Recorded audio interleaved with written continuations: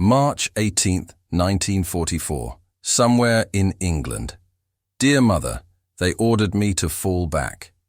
The voice on the radio was clear, professional, final. All fighters, break contact and return to base. Acknowledge. I heard it, understood it, knew what it meant. We were low on fuel, deep over Germany. The bombers had completed their run and were heading home, and command had decided that preserving our remaining fighters was more important than continuing the engagement. Standard doctrine, reasonable decision, the kind of order that saves lives and resources and gets pilots home to fly another day. But when I looked down and saw smoke trails from my boys' planes, saw German fighters still harassing the bombers we were supposed to protect, heard the panic in voices calling for help over the radio, I pushed the throttle forward on Lucky 7 and never looked back. I'm writing this in my quarters at the airbase, Mother, sitting on my bunk with your silver locket in my hand, the one you gave me before I shipped out with your photograph inside, and those words engraved on the back. Come home, my boy. I'm looking at your face, younger in that picture than you are now, and I'm trying to find words to explain what I did today, why I disobeyed a direct order, why I turned my P-51 Mustang back toward a fight I'd been ordered to leave. I don't know if I can explain it in a way that makes sense, in a way that doesn't sound like recklessness or insubordination, or the kind of heroic foolishness that gets men killed. But I need to try, Mother. Need to tell someone who loves me enough to understand, even if they don't approve. I saved 12 men today, Mother. 12 bomber crew members who would have died if I'd followed orders and headed home. 12 American boys who will see their families again because I decided that my conscience outranked the radio, that doing what was right mattered more than doing what I was told. But I also lost 3 pilots from my squadron, 3 men who were under my command and my protection, 3 friends who won't be coming home because the fight I stayed in lasted longer than it should have, cost more than it should have, demanded prices I'm not sure we could afford to pay. If this story moved you, subscribe to the channel and leave a comment if someone in your family served in the air or made impossible choices in impossible circumstances. Every story shared helps us remember that courage isn't always about following orders. Sometimes it's about knowing when to break them. Because what happened today over Berlin matters beyond just one mission, beyond just 12 lives saved or 3 lives lost. It's about what it means to lead men in combat, about the terrible decisions that fall to officers who are responsible for lives and missions and outcomes that can't always be reconciled with each other. My name is Jack R. Captain in the United States Army Air Forces, 8th Air Force, 357th Fighter Group, 362nd Squadron. They call us the Yoxford Boys after the village near our air base in England. I'm 27 years old, from Wichita, Kansas, and before the war I was a crop duster pilot and flight instructor, teaching farmers' sons how to fly agricultural aircraft over wheat fields that stretched to the horizon. That's where I learned to fly, Mother, remember? Those summers when I was 16 and 17, working for old Mr. Henderson who owned the crop dusting service, learning to handle a biplane at low altitude in turbulent air, developing the skills that would eventually keep me alive in aerial combat over Europe. You remember those mornings, Mother? Of course you remember. You'd wake me at dawn, make me breakfast even though you'd already put in a full day's work at the hospital, send me off to the airfield with a lunch packed and words of caution about being careful, about not taking risks, about coming home safe. And I'd drive Henderson's old truck out to the field where the crop duster was kept, that ancient Stearman biplane with its worn engine and patched wings, and I'd spend the day flying low over wheat fields, learning how to read the wind and judge distances and handle an aircraft at the edge of its performance envelope. Summer of 1938. That's the memory that keeps coming back to me in the cockpit of Lucky 7 when I'm at 25,000 feet over Germany, and the temperature outside is 40 below zero, and I'm fighting for my life against pilots who've been flying combat since before Pearl Harbor. I was 18 that summer, fresh out of high school, unsure what I wanted to do with my life, but certain it involved flying. The smell of that summer, Mother, warm dust and gasoline and crop chemicals, the particular scent of Kansas wheat ready for harvest, sweat and engine oil, and the clean smell of air at altitude when you climbed above the agricultural haze. The sound of Henderson's Stearman, that radial engine coughing to life in the morning cool, settling into its distinctive rumble, the propeller creating that wind that would whip across the field and make your apron flutter when you'd stand on the porch to wave goodbye.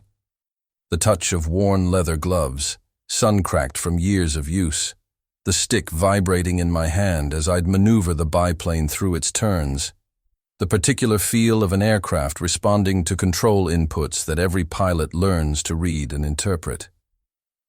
The taste of dust in my mouth after a day of low-level flying, the cold well water you'd have waiting when I got home, the satisfaction of honest work done well, and the sight of you on that porch, Mother, waving as I'd leave in the morning and waiting when I'd return in the evening, your presence constant and reassuring, a fixed point in a world that was starting to feel increasingly uncertain as news from Europe grew darker and war seemed increasingly inevitable. You in your nurse's uniform most days, tired from night shifts at the hospital but always there for your son, always making sure I had what I needed, always believing in my dreams even when they seemed impractical or dangerous. That was the world before, Mother. Before the war and the killing and the terrible responsibility of commanding men in combat, of making decisions that determine who lives and who dies, of carrying the weight of every pilot who doesn't come home. That was when flying meant freedom and joy and the simple pleasure of being airborne, when the sky was infinite possibility instead of deadly reality, when the only enemies were weather and mechanical failure instead of experienced Luftwaffe pilots in aircraft designed specifically to kill me.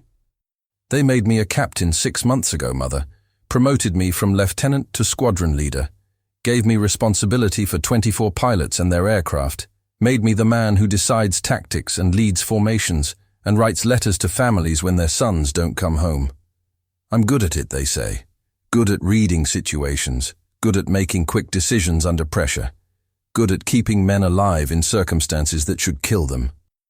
But being good at command doesn't make it easier, doesn't lighten the burden, doesn't stop me from lying awake at night thinking about the pilots I've lost and the families who'll never see them again and whether different decisions might have produced different outcomes.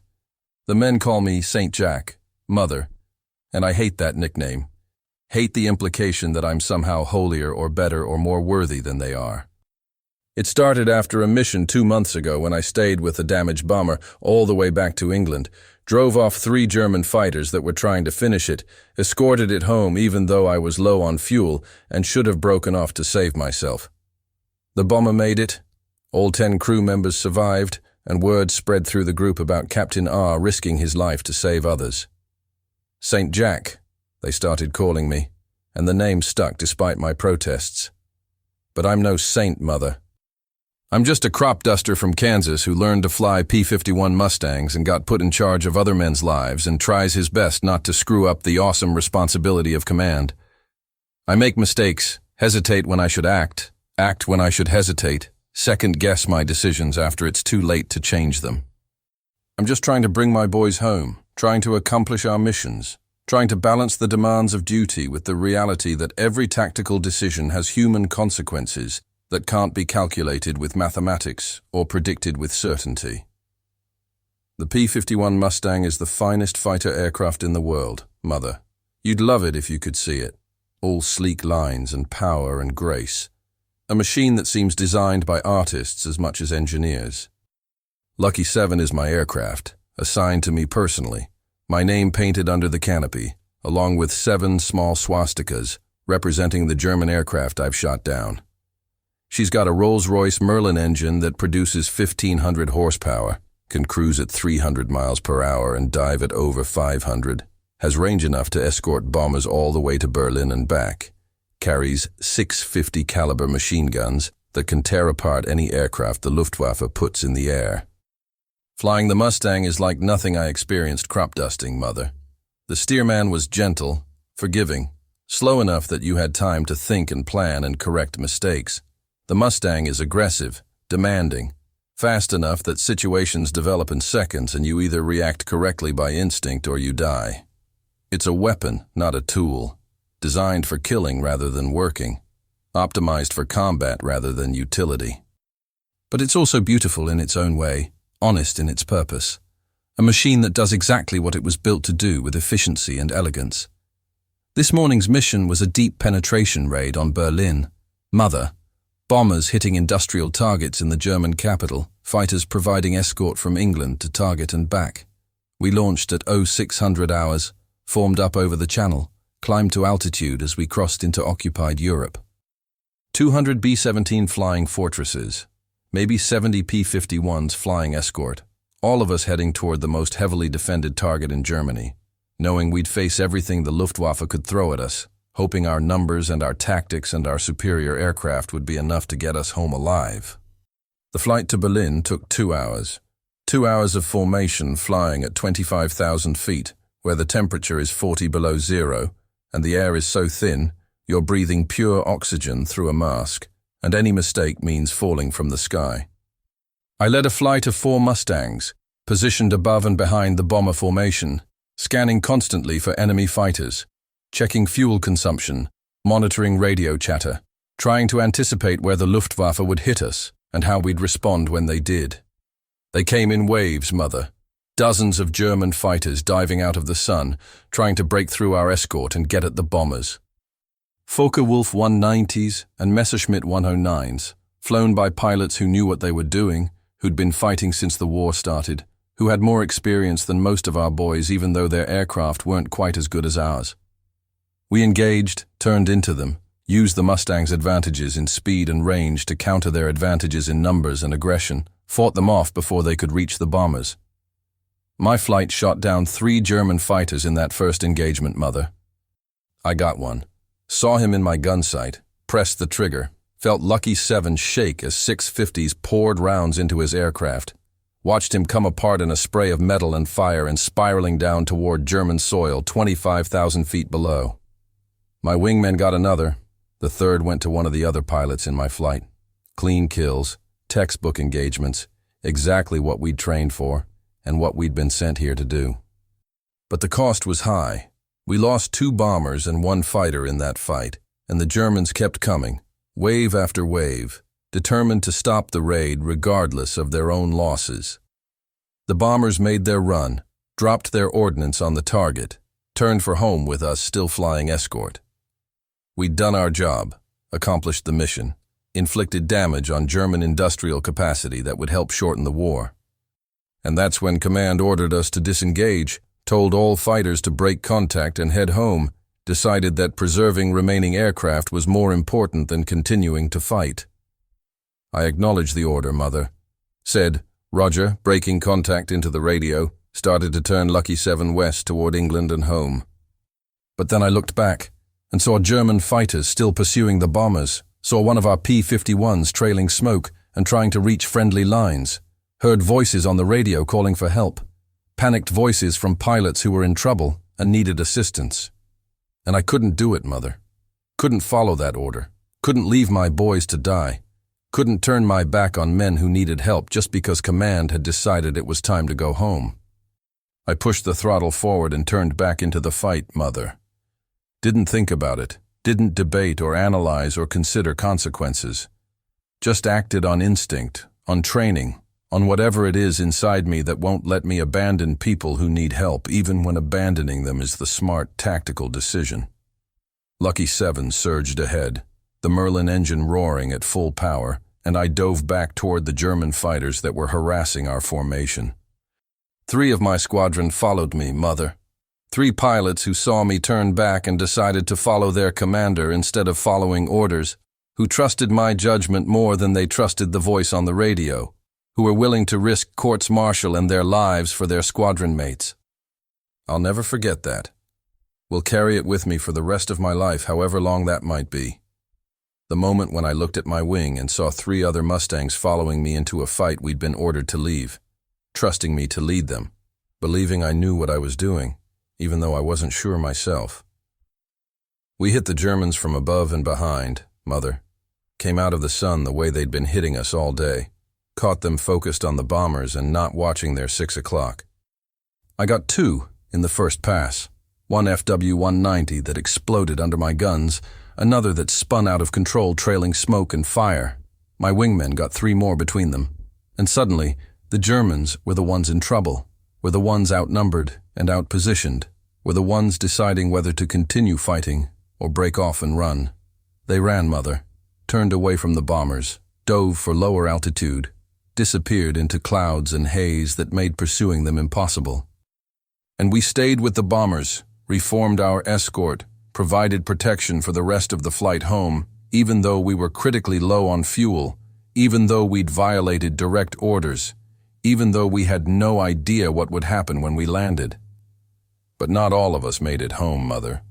Lieutenant James K., one of the pilots who'd followed me back into the fight, his aircraft took hits during that last engagement, damaged his engine, and he couldn't maintain altitude. I stayed with him as long as I could, talked him through attempts to restart, helped him find a clear area to bail out when it became obvious the aircraft couldn't be saved, watched him punch out over occupied France, watched his chute deploy, lost sight of him as he descended toward German-held territory, where he'd either be captured or killed, depending on who found him first. Ensign Peter D., another of my pilots, his Mustang took cannon fire that shredded his cooling system. Engine overheated, seized, and he had to ditch in the English Channel about 20 miles from the coast. We circled overhead, called in his position, watched rescue boats head out to get him. They found him 3 hours later, hypothermic but alive, pulled him from water that would have killed him in another hour. He'll survive, they say, but he won't fly again. Lost fingers to frostbite and suffered injuries in the ditching that'll take months to heal. And Captain Thomas M., a squadron commander from another unit who'd also ignored the recall order. His aircraft was hit by flak on the way home, took a shell through the cockpit that killed him instantly. His Mustang flew straight and level for maybe 30 seconds before slowly rolling over and diving toward the ground, pilotless, carrying his body to burial in French soil. 32 years old, Mother, married with 2 children, experienced pilot with 12 kills to his credit, dead because he made the same decision I made, chose duty over orders, paid the price for saving others. We landed with maybe 5 minutes of fuel remaining, Mother, barely enough to reach the runway, engines coughing as we taxied to our revetments. I shut down Lucky 7 and just sat in the cockpit for a while, hands still on the controls, trying to process what had happened, trying to reconcile what I'd done with what I'd been ordered to do. Saved 12 bomber crew members. That's what intelligence determined after debriefing. Calculated that without our continued escort, those 2 B-17s would have been shot down, 20 men dead or captured. But lost 3 of my own pilots in the process. 3 men who'd followed my lead into a fight we'd been ordered to leave. The group commander called me into his office. Mother. Colonel Williams, good officer, experienced leader, man I respect enormously. He was angry, more angry than I'd ever seen him, pacing behind his desk and demanding to know what the hell I thought I was doing, why I'd disobeyed a direct order, whether I understood what disobedience meant in military context. And I told him the truth, Mother. Told him I'd heard the order but couldn't follow it. Told him about the voices calling for help and the German fighters still attacking and the impossibility of leaving my squadron to die while I flew home to safety. He listened without interrupting, let me explain myself, and when I finished he was quiet for a long time, just looking at me with an expression I couldn't read. Finally he said, "Captain, you saved 12 lives today. But you also lost 3 men who might have survived if they'd followed orders and headed home when commanded. You put yourself and your flight at risk for a tactical decision that wasn't yours to make. You're a good pilot and a natural leader, but you're also insubordinate, and I can't have officers who think their judgment supersedes command authority."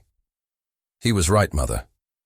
Everything he said was true and fair, and reflected the reality that military organizations can't function if every officer decides which orders to follow and which to ignore based on personal judgment.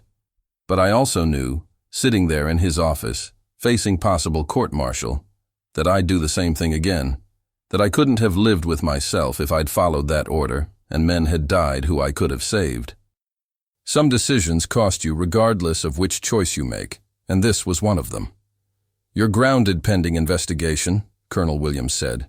"Confined to base, no flying, formal inquiry into your actions. If they decide you were right, you'll probably get a medal. If they decide you were wrong, you'll face court-martial. Either way, you've put me in an impossible position, Captain, and I want you to think hard about whether your conscience is worth ending your career over. So here I am, Mother, sitting in my quarters writing this letter while my squadron flies missions without me, while investigators review reports and interview witnesses and try to determine whether I should be punished or commended for doing what I thought was right. And I'm looking at your locket, at your face frozen in silver and time, at those words you had engraved. Come home, my boy. And I'm wondering if I've betrayed that trust, if by risking my life for others I've been selfish toward you, if a son's duty to his mother should outweigh an officer's duty to his men. You raised me to help people, Mother, to use whatever gifts I have in service of others, to never turn away from someone in need just because helping them might cost me something. Those lessons started early, watching you work as a nurse, seeing how you'd stay late to comfort a patient even though you were exhausted, learning that real compassion means sacrificing your own comfort for others' welfare. You never preached those lessons, never sat me down for lectures about duty or service or putting others first. You just lived them, showed me through example what it means to care about people beyond what's convenient or comfortable. And I've tried to live those lessons, Mother. Tried to be the kind of man you raised me to be even in circumstances you probably never imagined when you were teaching me right from wrong. Command in combat is different from anything else, operates under pressures and demands that have no civilian equivalent, forces decisions that will haunt you regardless of what you choose. Every mission I lead, I'm responsible for bringing men home, for accomplishing objectives, for balancing mission requirements against crew survival, for making calculations about acceptable risk that reduce human lives to variables in tactical equations. But I'm also responsible to my conscience, Mother, to the values you taught me, to the understanding that leadership means more than just following orders or achieving objectives.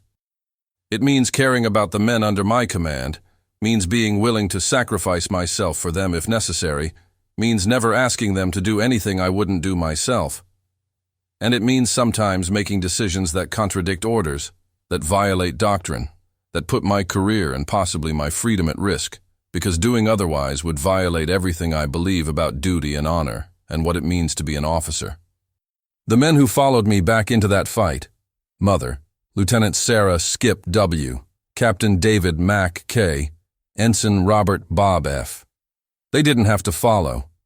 They could have acknowledged my decision as my own, could have continued home as ordered, could have let me face whatever consequences came from disobedience alone. But they chose to follow, chose to trust my judgment, chose to risk themselves for the same reason I turned back. Because leaving squadron mates to die when you can help them violated something fundamental in who they are. Skip came to see me after we landed, after the initial debriefing, but before Colonel Williams called me in. She's one of our best pilots, Mother. Flies with precision and aggression. Has 6 confirmed kills and nerves of steel. She knocked on my door, came in without waiting for permission, and said simply, "Whatever happens, sir, you made the right call. We saved those bombers and their crews.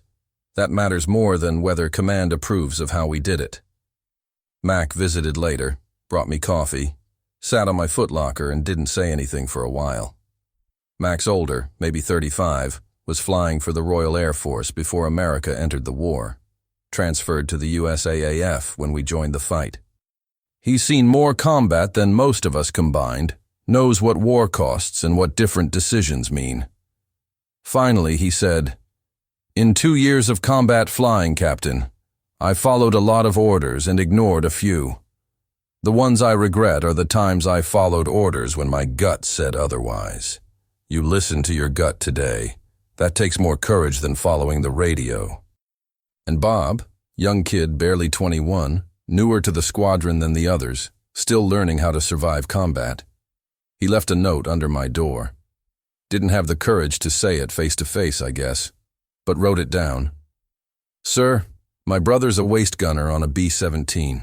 He was on one of the bombers you stayed with. His crew made it home because you turned back. My mom will never know why her son survived today, but I do. Thank you for saving my brother."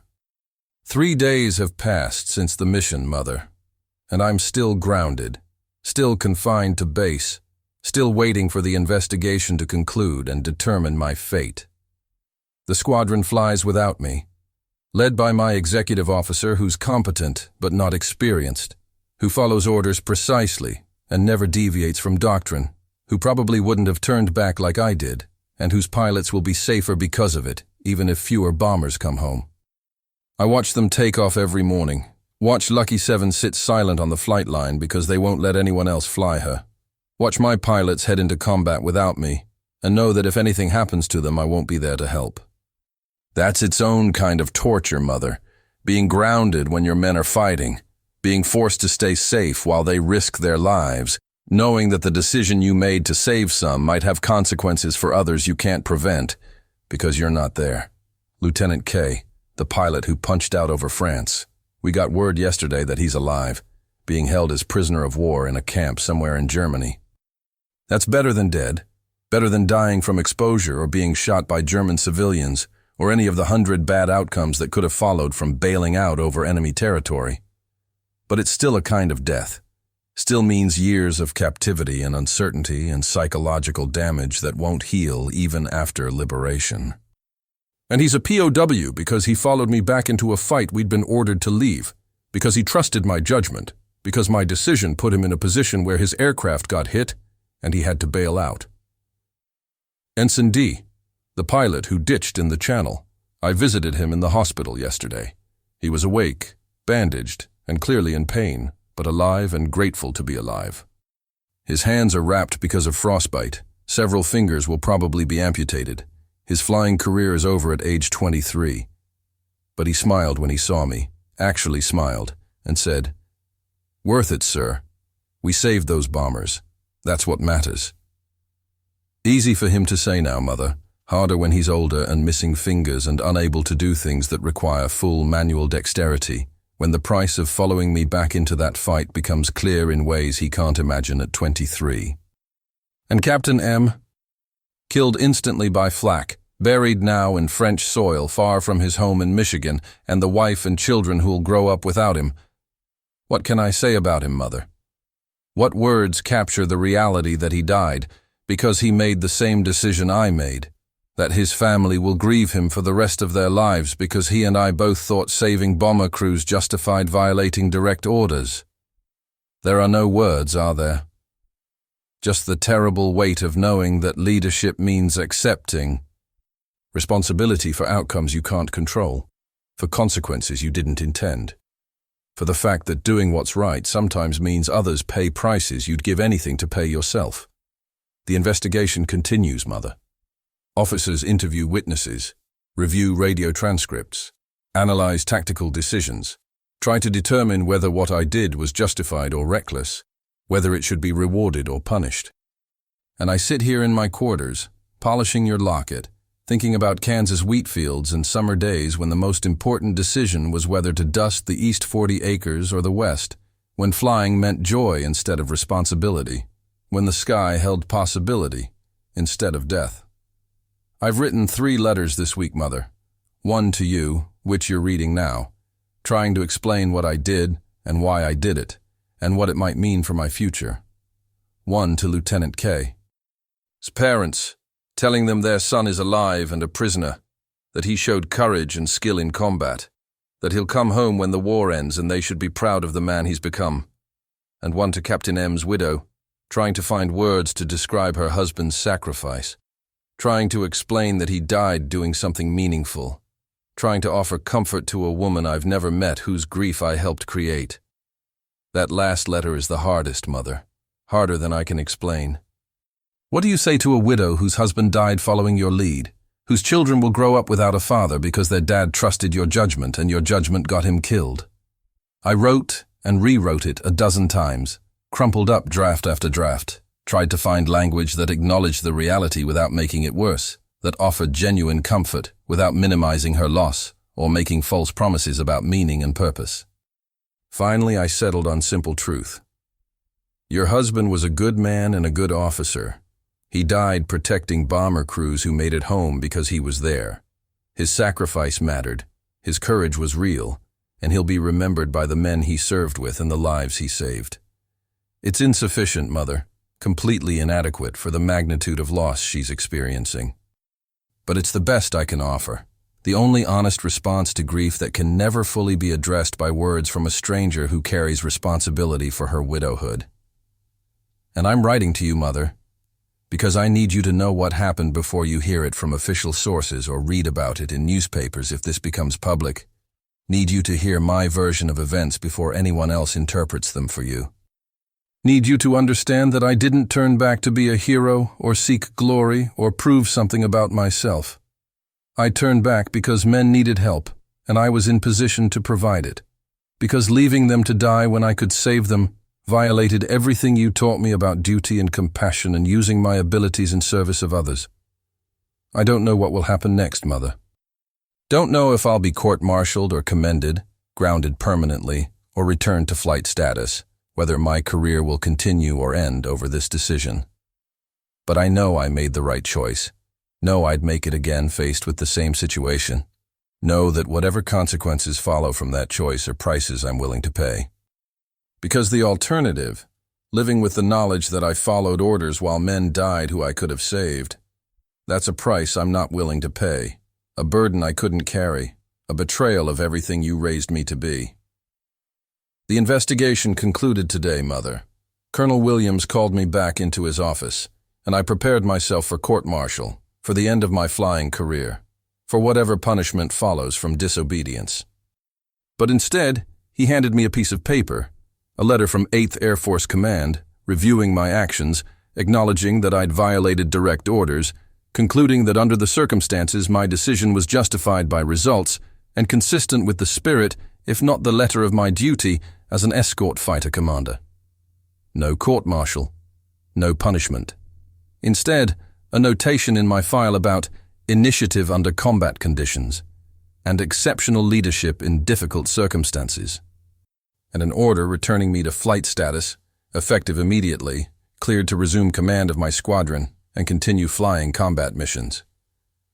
Colonel Williams watched me read the letter, saw the relief and confusion on my face, and said quietly, "Don't make me regret defending you, Captain.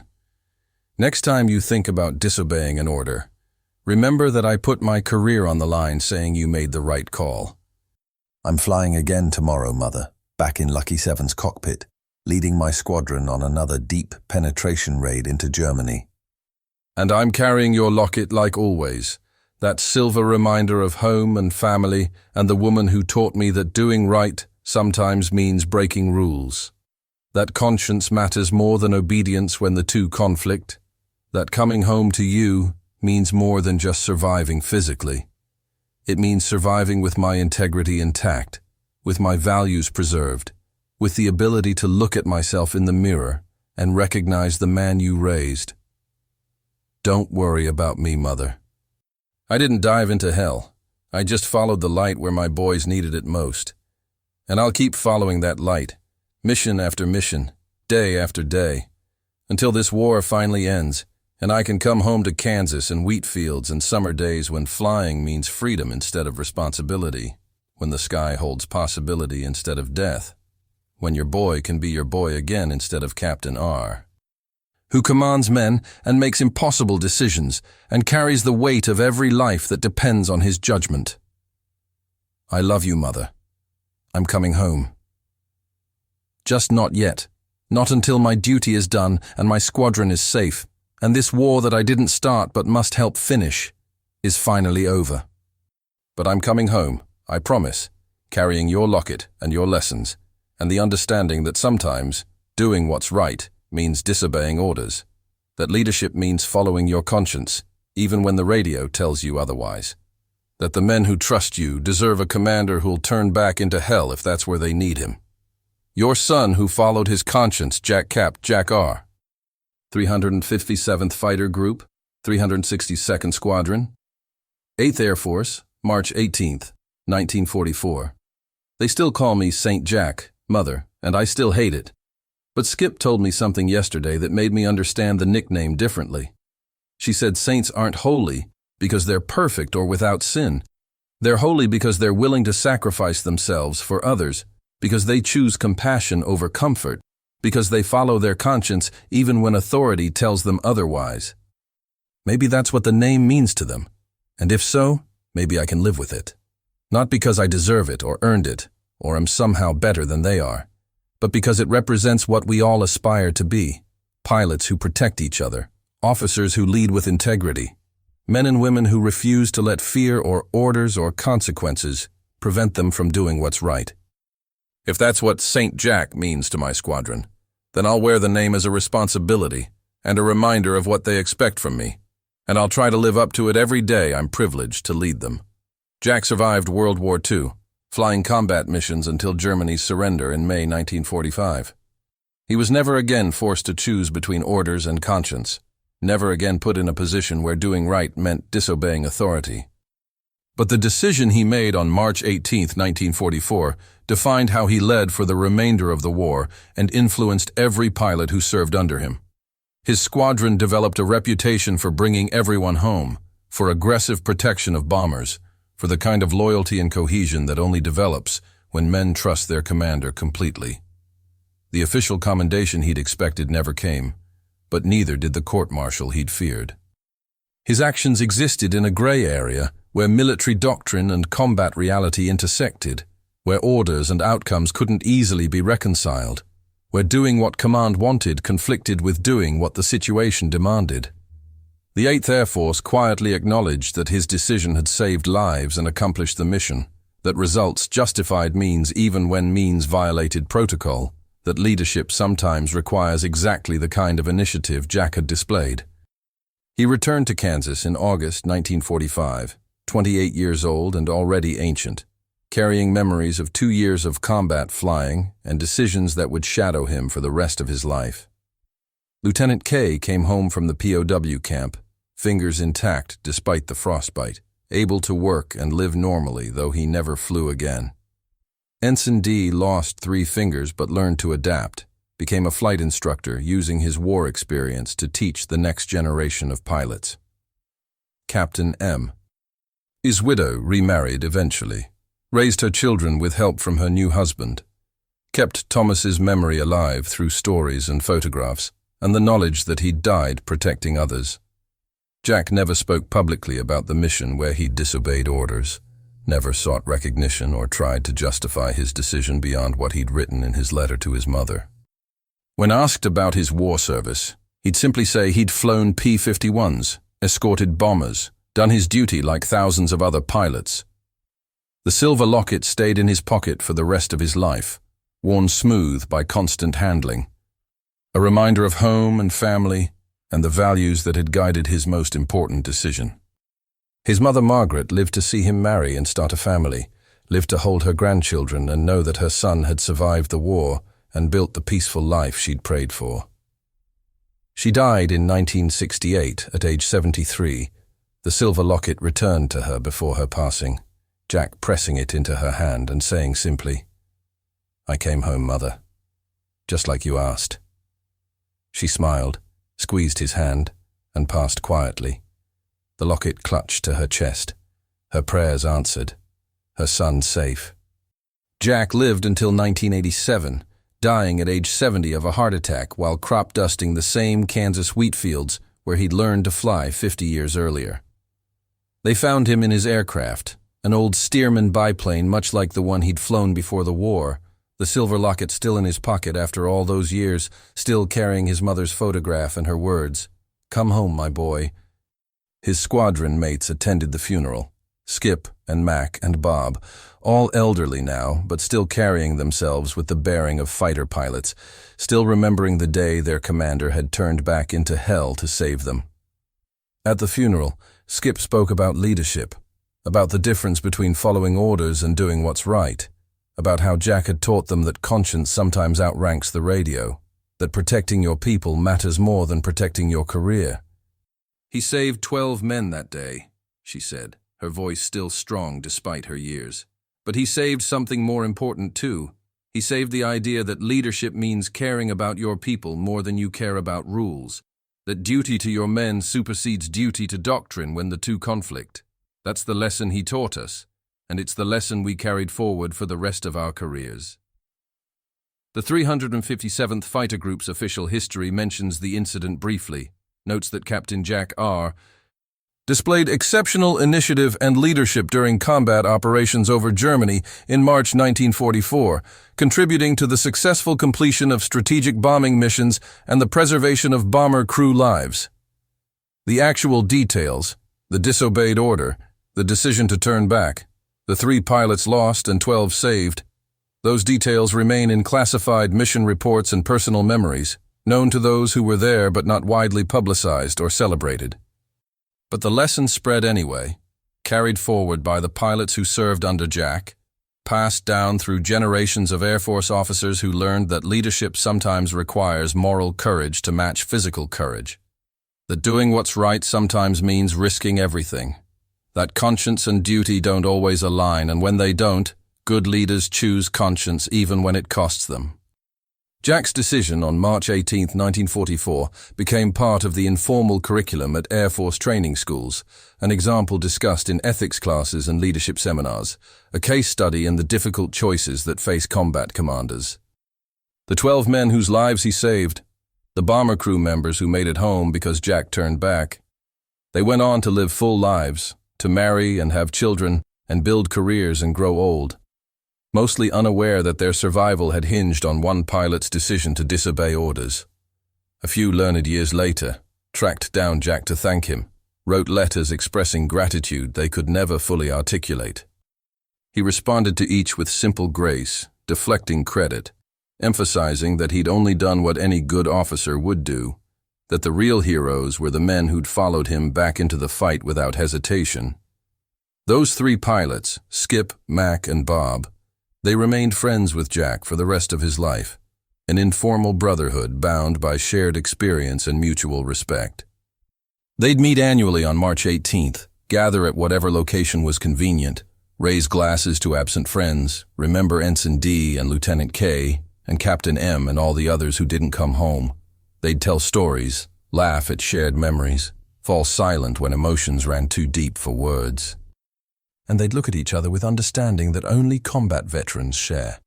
The knowledge that they'd faced impossible choices together and somehow survived, and that the bonds forged in those circumstances transcend anything civilian life can create.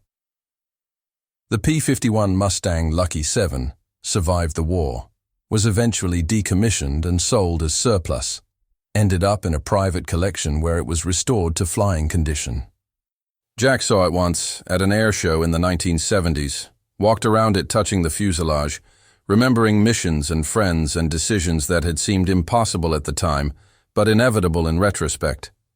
The current owner asked if he wanted to sit in the cockpit, relive old memories, maybe even take her up for a flight. Jack declined politely, said some things were better left in the past, walked away with tears in his eyes that he didn't try to hide. If this letter moved you, if Jack's courage and his impossible choice deserve to be remembered, subscribe to this channel and leave your like. Every subscription helps us preserve voices like theirs, voices that remind us that courage isn't always about following orders, that leadership sometimes means standing up when others fall back, that doing what's right can cost everything and still be worth the price. There are thousands more stories untold. Pilots like Jack who made impossible decisions in impossible circumstances. Wingmen like Skip and Mac and Bob who followed their commander into hell because they trusted his judgment more than they trusted the radio. Mothers like Margaret who raised sons with conscience and courage and the values that guided them through circumstances no mother should have to imagine. Bomber crews who survived because someone broke the rules to protect them. Your support keeps their memory alive. Your subscription ensures the next generation understands that bravery isn't always in the order you follow. Sometimes it's in the one you refuse to. Subscribe. Leave your like. Share this story. And if someone in your family served in the air or made impossible choices that saved lives at the cost of their career or peace of mind, write their name in the comments. Let's honor them together. Leadership in combat requires impossible decisions, requires choosing between competing goods, requires accepting responsibility for outcomes you can't control. Jack faced one such decision on March 18th, 1944, chose conscience over obedience, saved lives at the cost of others, carried the weight of that choice for the rest of his life. He never called himself a hero, never sought recognition for doing what he considered simply his duty.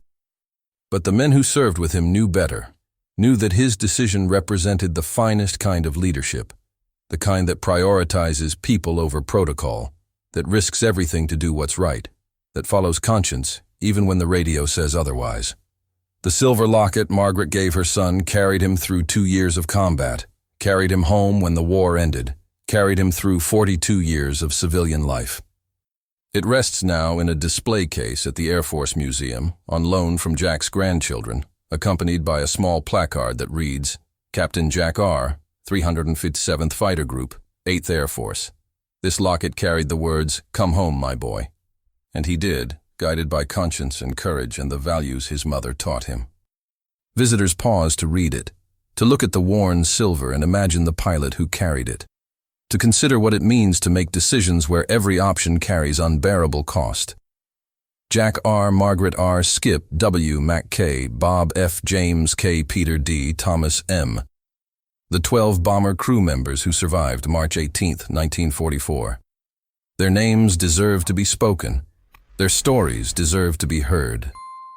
Their legacy, courage balanced with conscience, leadership tempered with humanity, obedience informed by moral clarity, deserves to inspire future generations facing their own impossible choices. Their voices, our mission, over and out.